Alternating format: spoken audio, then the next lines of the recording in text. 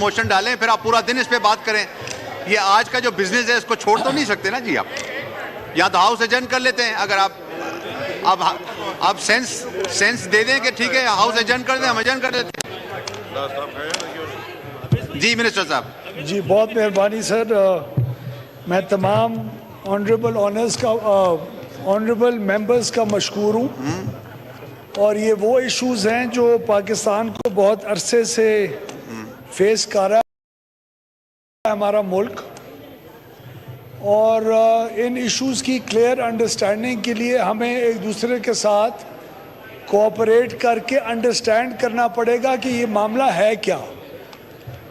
हमारे इस पूरे डिस्ट्रीब्यूशन सिस्टम के निज़ाम के अंदर जो सियासी और एडमिनिस्ट्रेटिव इनएफिशिएंसीज़ की वजह से बीमार हो चुका हुआ है, मुसलसल दिहाइयों के अंदर पाकिस्तान के मुख्तलिफ शोबों की तरह इस शोबे में सबसे ज़्यादा इनएफिशिएंसी आई है। हमारा एक्सीएन, हमारा एसडीओ, हमारा लाइनमैन, हमारा meter reader, SC, chief engineer, PDs, CEOs, हमारे बोर्ड के मेंबर्स, इन सब ने माशाल्लाह पिछली कई दिहाइयों में पूरा अपना हिस्सा डाला है इसके पूरे निज़ाम को ख़राब करने के लिए। हमारे मुल्क में ऐसे हिस्से मौजूद हैं जहां बड़े लोग इस बात के ऊपर फ़ख्र महसूस करते हैं कि किसी मीटर रीडर की क्या हिम्मत है मुझे आके बिल पेश करे।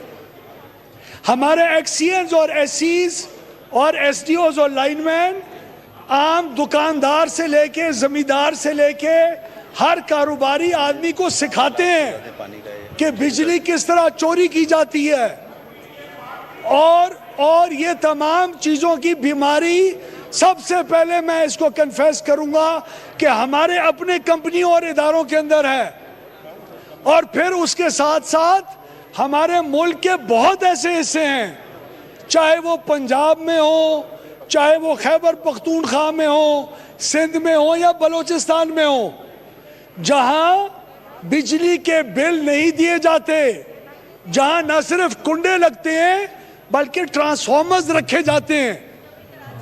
इस वक्त 12,000 ट्यूबवेल एग्रीकल्चर का जो बलूचिस्तान में है, उसके अलावा 28,000 ट्रांसफॉर्मर इलीगल रखा हुआ है। ट्रांसफॉर्मर नहीं, बात सुने, इस वक्त खैबर पख्तूनख्वा का वजीर आला जनाब अली अमीन खान गंडापुर हमारे साथ घंटों बैठ के अपने चीफ सेक्रेटरी, अपने होम सेक्रेटरी के साथ हमारे साथ तय करके गए, और मैं अप्रिशिएट करता हूं। मैंने अखबारों के अंदर, इलेक्ट्रॉनिक मीडिया के अंदर कहा कि ये हम तमाम सियासी जमातों की जीत है। ये जहां नून लीग की जीत है, वहां पीपल्स पार्टी की भी है, वहां पीटीआई की भी है, वहां जमात इस्लामी की भी है और जेयूआई की भी है। अगर ये लोग कोऑपरेट करके हमसे उस फीडर्स के ऊपर लाइन लॉसेस को कम करवाएं, लाइन लॉसेस किस तरह कम होंगे?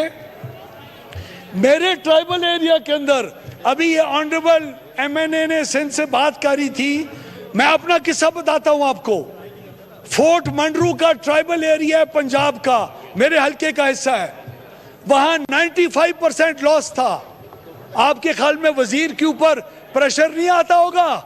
2 घंटे सिर्फ बिजली वहां दी जा रही थी। वहां 24 घंटे आज बिजली इसलिए दी जा रही है क्योंकि 150 FIR वहां हुई एक फीडर के ऊपर। 18 ट्रांसफार्मर उठा के बंद किए गए। उसके बाद 18 लोगों को जेल में डाला गया।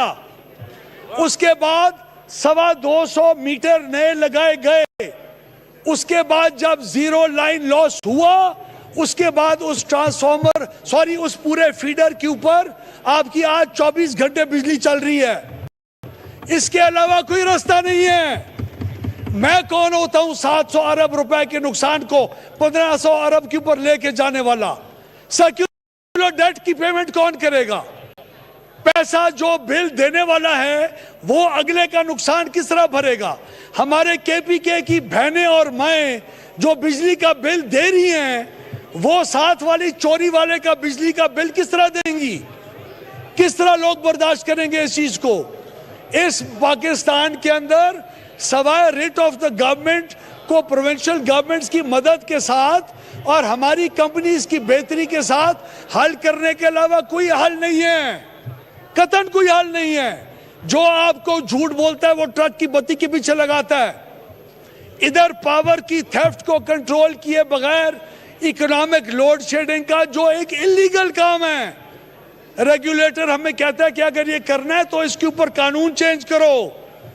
आज पाकिस्तान का ये हाल हो गया कि उसके पॉलिसी मेकर्स और उसके मिनिस्टर्स ओपनली प्रेस कॉन्फ्रेंस में कह रहे हैं कि हम इकोनॉमिक लोड शेडिंग कर रहे हैं, हालांकि वो लोड शेडिंग हुकूमत के कवानीन के खिलाफ है। आप पाकिस्तान की हालात को तो देखें। मैं आज 700 अरब रुपए से ज्यादा नुकसान बर्दाश्त नहीं कर सकते। हमने इन कंपनियों को ठीक करना होगा और आपकी मदद से करना होगा। मैं आज 3 MNAs इधर आए, मैंने सबसे गुजारिश की कि आप अपने फीडर का नाम बताएं, आप जाएं, हमारे मेरा स्टाफ आपके साथ जाता है, आप उधर बिजली चोरी कम करवाएं, अपनी पुलिस ले जाएं, प्रोविंशियल गवर्नमेंट्स को कहें हम हमारी हेल्प करें, 24 घंटे हम आपको बिजली खोल देते हैं। It's as simple as that. जो एरिया करता जाएगा उसको 24 घंटे। आज मेरे पास सरप्लस बिजली है, कैपेसिटी पेमेंट्स की मुसीबत के अंदर हम इस वक्त डूबे हुए हैं। उसकी कैपेसिटी, बिजली लेने वाले हैं और हमने बिजली बंद की हुई है। हर फीडर के ऊपर, हर फीडर क्यों, everybody is responsible for that. The whole country, every political party has been responsible for this. This is the truth. Everybody who has been in the governance structure has been responsible for this. There is no doubt about that. I am responsible for this. And we have to take responsibility and we have to sort these issues out. Minister साहब एक सुनिए, बहुत सारे minister हमारे honourable members के concerns हैं, because ये हर हलके में जो है मसले हैं और एवरीबडी वांट्स टू स्पीक। इधर आपको प्लीज बात करवाएं। ये आपको मेंबर्स आके मिल लेते हैं, तब तक हम ये बिजनेस ले लेते हैं।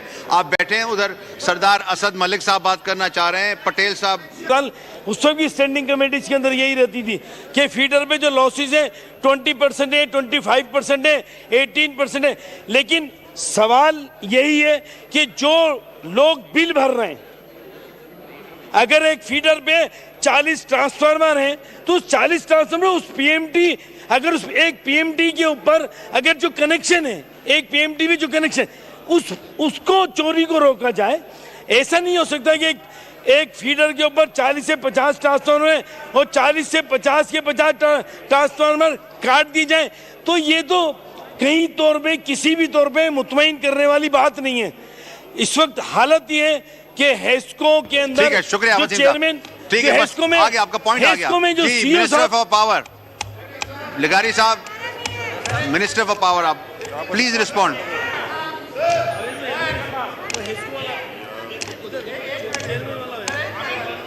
आप एडजमेंट मोशन डालें, फिर आप पूरा दिन इस पे बात करें। ये आज का जो बिजनेस है इसको छोड़ तो नहीं सकते ना जी आप। या तो हाउस एडजर्न कर लेते हैं, अगर आप सेंस दे दें कि ठीक है हाउस एडजर्न कर दें, हम एडजर्न कर देते हैं। जी मिनिस्टर साहब। जी बहुत मेहरबानी सर। मैं तमाम ऑनरेबल मेंबर्स का मशकूर हूँ, और ये वो इश्यूज़ हैं जो पाकिस्तान को बहुत अरसे से फेस कर रहा है हमारा मुल्क, और इन इश्यूज़ की क्लियर अंडरस्टैंडिंग के लिए हमें एक दूसरे के साथ कोऑपरेट करके अंडरस्टैंड करना पड़ेगा।